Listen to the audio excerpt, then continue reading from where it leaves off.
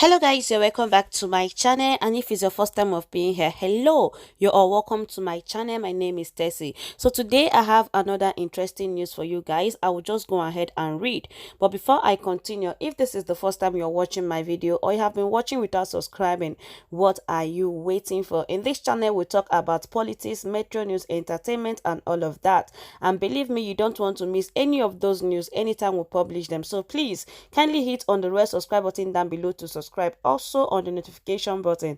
In that way, anytime we upload a new video, they will notify you. And I pray that the same way you guys are supporting me here in this channel, God will definitely send people that will support you in whatever you are doing in life, in Jesus' name.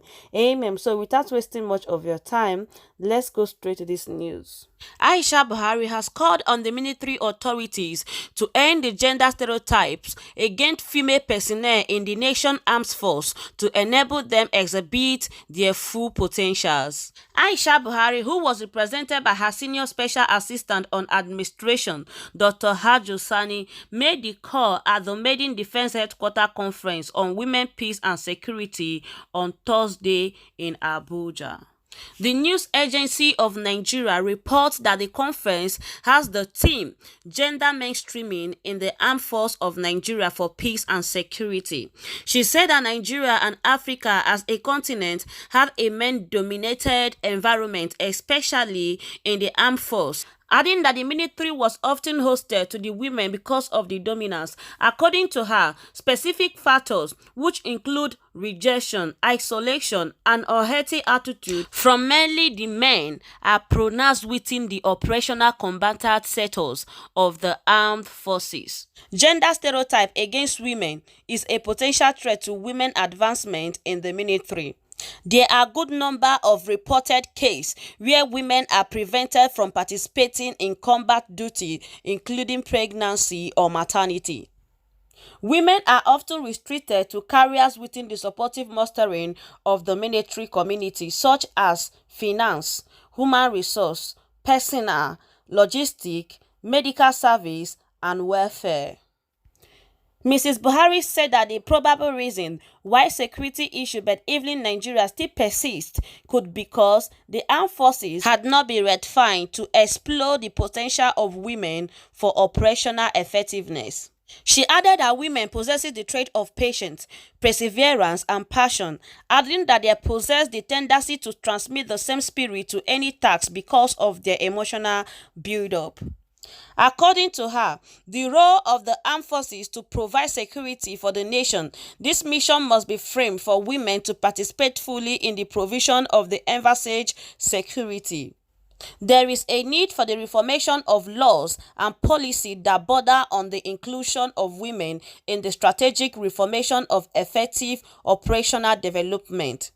There should be training and development opportunity that are specially designed to support and or accommodate the special need of female personnel, officer and soldier alike.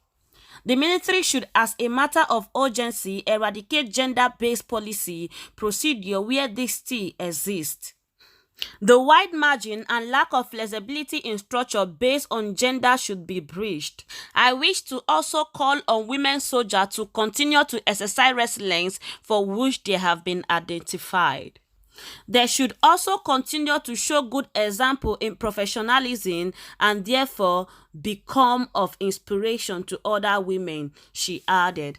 Okay guys, so this is basically the news for you guys. As you guys know, the First Lady of Nigeria has been missing, or let me not use that word missing, because we actually know where she is. Some people said she's in London.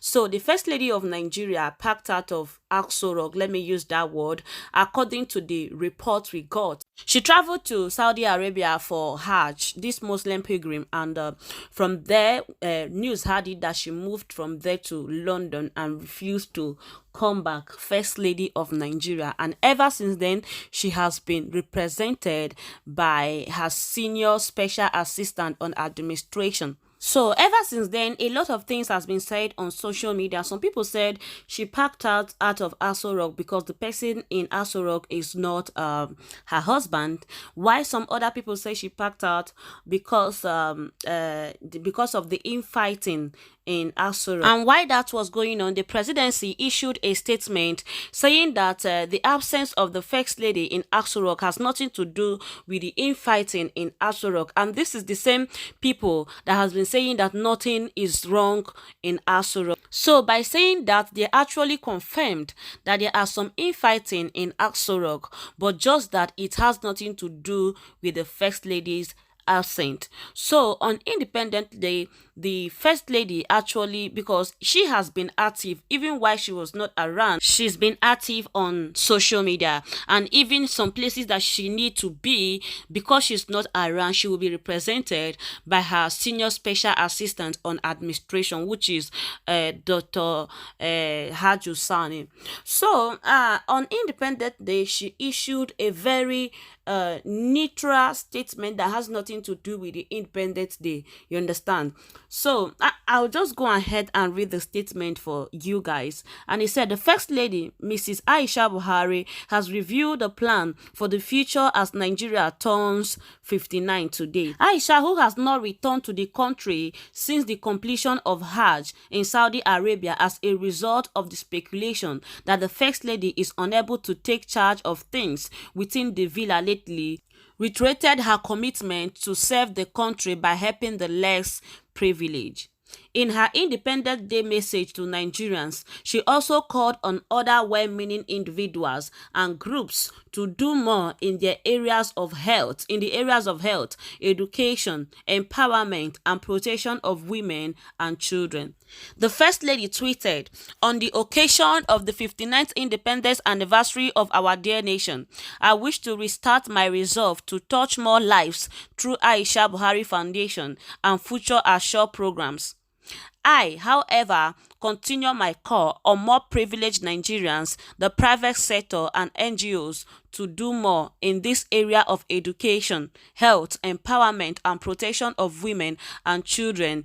It is my earnest belief that the future is bright. Happy Independence Day, Nigeria. Okay, guys, so this is our tweet on Independence Day. Now, the presidency told us that the First Lady is free to travel to wherever she wants to travel to and stay there for however long she wants to stay. That is not nobody's business, and she owes nobody explanation because she's not the government official. And my question is, why is her personal assistant on administration continued to represent her in so many events where she is supposed to be, if there is no need for her to be there because she's not a government official?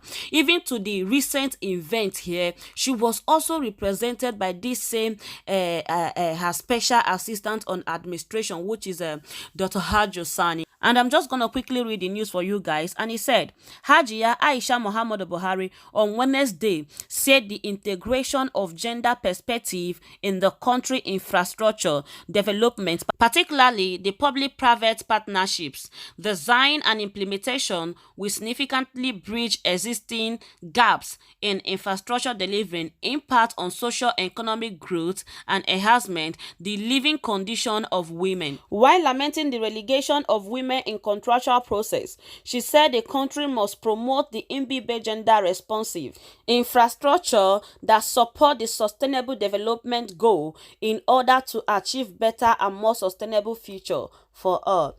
Speaking at the opening of Maiden Strengthening Women's Involvement in Public-Private Partnership Conference, which was organized by the Infrastructure Conception Regulation Commission, Mrs. Buhari said, change must reflect the various indices of economic progress, adding that it was imperative and government must deliver significant improvement in the living condition of all Nigerians, especially women. Represented by the Senior Special Assistant to the President on Administration in the Office of the First Lady, Dr. Haju Sani, the First Lady noted that accommodating women in the contractual system would address the global challenge of poverty, disparity, climate, environmental degradation, prosperity, as well as peace and justice. She, however, disclosed that over 20,000 women had benefited from various skill acquisition programs, which she had personally launched through Partnership for Empowerment of Women and Youth in the country. She added that unless the SDG are aligned to incorporate women, the country may miss the 2030 target of the program. While commending the ICRC for the initiative, Buhari's wife expressed hope that the conference would enrich the country PPP policy and guideline and improve inclusion and gender parity in development process. Also, the Deputy Chief Whip in the House of Representatives, Honorable Kiruka Onyejacho, APC Abia, said the move to include women in PPP projects represent a milestone in the history of the country. She said an aggressive PPP was needed and remained the best way to address the huge infrastructure challenge currently facing the country amidst waning resources. The lawmaker, however, warned that the parliament would henceforth block PPP arrangements which do not include women, as well as to ensure that such contracts do not fly. She noted that women had often been sidelined in PPPs while they were qualified, adding that they would have to take the central stage in the present administration next level agenda. Meanwhile, ICRC Director General CEO Mr. Chidi Izuwa has declared that several infrastructure and programs in the country had remained gender blind. He said there was a collective responsibility to position Nigerians and the African continent on the path of attaining the SDGs, particularly the fifth goal on the gender equality and ninth goal, which emphasized industry, innovation and infrastructure. He said this had necessitated the move to integrative process of incorporating gender perspective in the country's PPPs. According to him, we must apply gender sensitivity into our infrastructure policy design and delivering. Indeed, we cannot agree less with the school of thought that says infrastructure is not gender neutral and gaps in access to good infrastructure affects women in our society disproportionately. Women need to have a voice in setting priorities in the design and operation of our infrastructure if it is to have the desired development impact.